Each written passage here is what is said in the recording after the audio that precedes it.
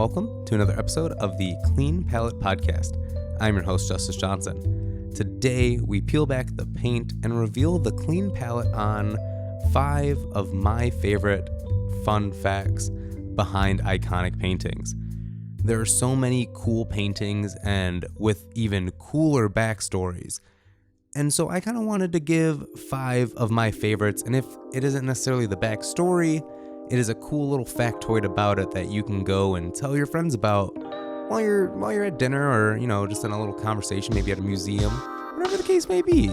Fun facts are fun facts, you know what I mean? You can never be the bad guy with some fun facts. Starting out at number 5, we are going to have Nighthawks by Edward Hopper. Nighthawks is an American piece, and this is set within either the 1930s or the 1940s.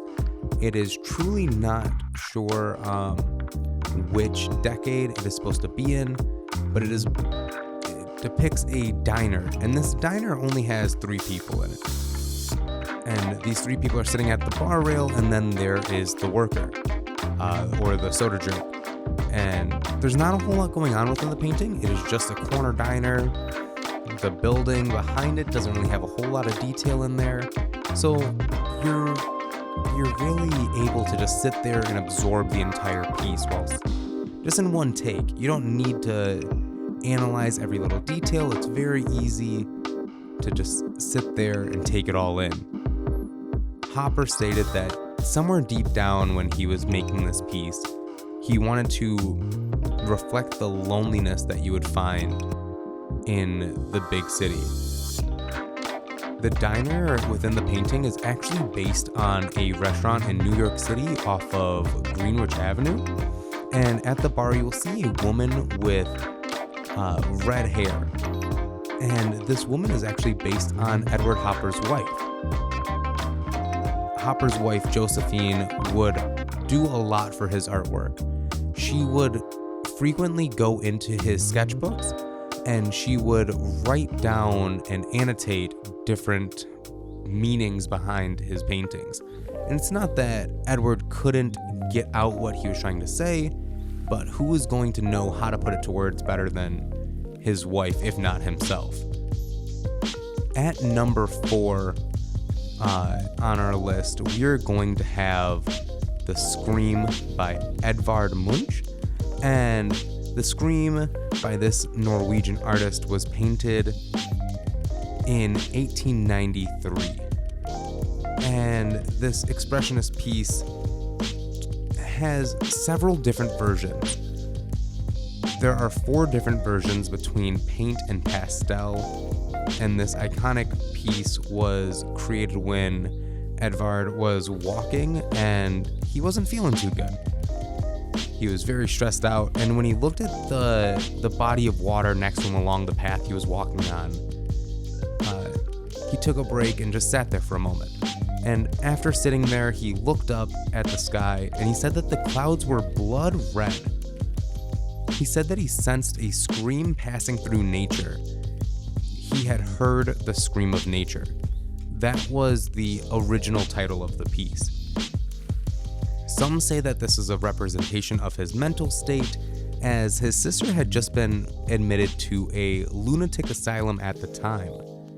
Many interpret this piece as a response to the pressures of everyday life and struggles. This painting has actually been stolen several times. Once in 1994, and the painting wasn't found for several months. 2 thieves broke into the gallery through a window. Once they were in, they cut a wire that held the painting up, and the thieves were kind enough to leave a note that read, "1,000 thanks for bad security." This wasn't the only time this was going to happen. This happened yet again, this time in broad daylight in 2004 from the Munch Museum.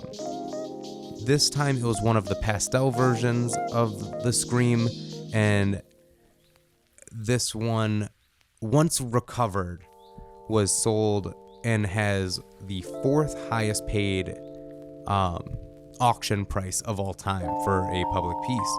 It was sold for $120 million in London in 2012. At the third position, we have the Son of Man, painted by René Magritte. You know, I'm not gonna lie to you guys. I don't know how to pronounce every name here.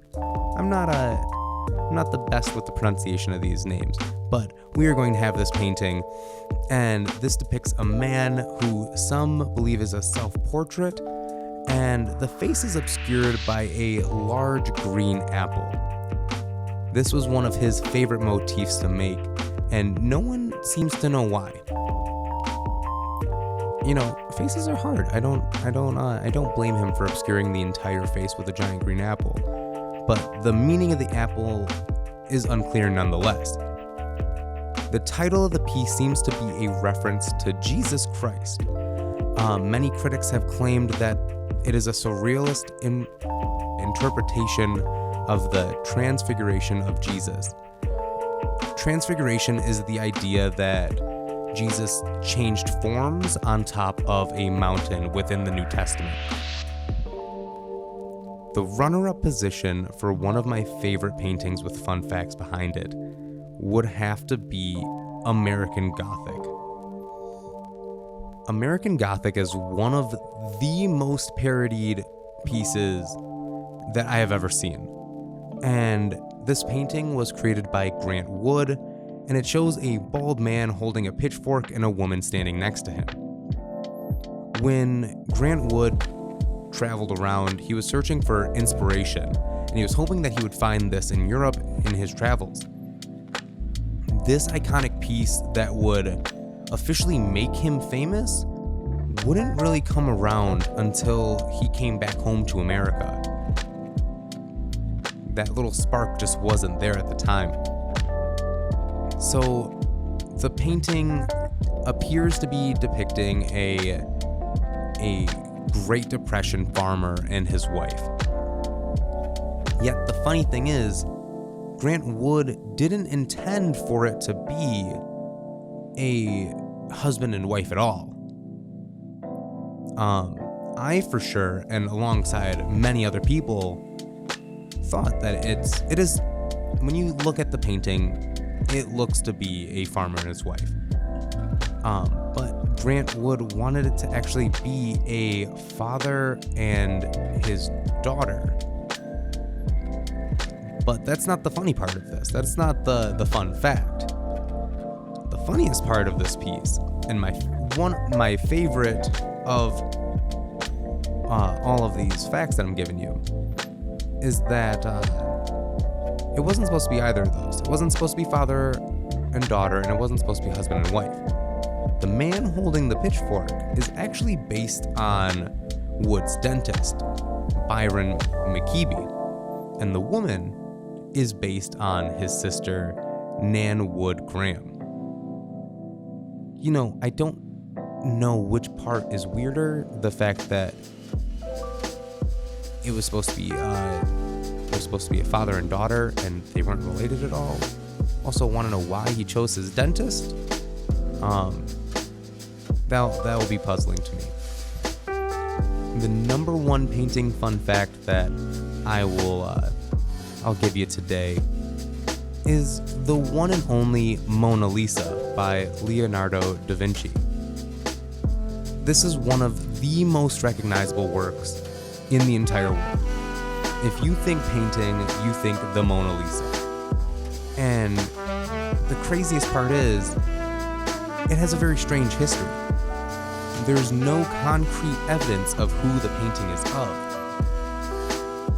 Many speculate that it is of Lisa Gherardini, who was the wife of a wealthy cloth merchant who lived in the area of Da Vinci. Others think that it could be a female assistant of his, or maybe even one of his male lovers. So the crazy thing is, it could be anyone, but even if it is Lisa Gherardini, there's not a clear reason as to why he painted her. There are two schools of thought here. One reason is that when Gherardini and her husband bought their home in 1503, it was a picture to kind of commemorate that and get that to just put it in the house. But the other one, which is a lot more dark, that would have to be in 1503 when the couple had a boy. And this piece would be to more or less celebrate the fact that they had a new child, seeing as how their daughter passed away in 1499. The last detail of the Mona Lisa that I would like to discuss is the painting method that Da Vinci decided to choose for this oil painting. He uses, and I'm going to most likely butcher this pronunciation, Smufato method within this piece. And this is where you blend all the pigments into one another, and this leads to very hazy forms and very soft outlines. There is no true background within this piece. It is all that Smufato method where all of the pigments blend into each other. So it's kind of just a very hazy background. This is also why the Mona Lisa is perceived to be smiling by some.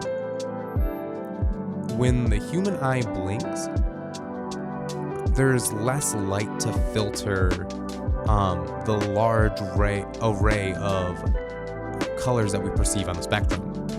And so the way that we perceive it, it tends to trick the eye because of that gradual blending and makes the brain think that the mouth is moving, just due to the fact that the brain gets tricked essentially into filtering out a lot of colors, and then your brain has to replace those with new images. So some people believe that the Mona Lisa is smiling. And that was number 5, or that was number 1, I should say. That was my number 1 fun fact. Each one of these pieces will most likely, within the realm of this podcast, get their own episode, because there's so much more that I didn't get to cover, and so much more that I didn't get to cover about each artist that I talked about today. But you have been listening to another episode of the Clean Palette Podcast. I'd like to thank you for getting to this point if you are here, and I want to know which one of those 5 was your favorite fun fact. Is there a painting on here or a fun fact from a painting that I missed? And make sure that you leave a rating review if you're listening on iTunes, and make sure that you follow the art page, or the Clean Palette page. My bad. It is at Clean Palette Podcast. And if you wanted to follow my personal podcast, I can talk today. Sorry. It is at Justice Tries. Wow. Sorry. I started a new job recently, and so I've been working crazy hours to try to get everything together and do a bunch of different things. So I haven't had time to record as much as I need to, but also, if that explains a little bit of the sound, like it's like peanut butter in my mouth, or me jumbling my words together a little bit this episode. But thank you guys so much for listening. I appreciate you guys, and until next week, stay creative.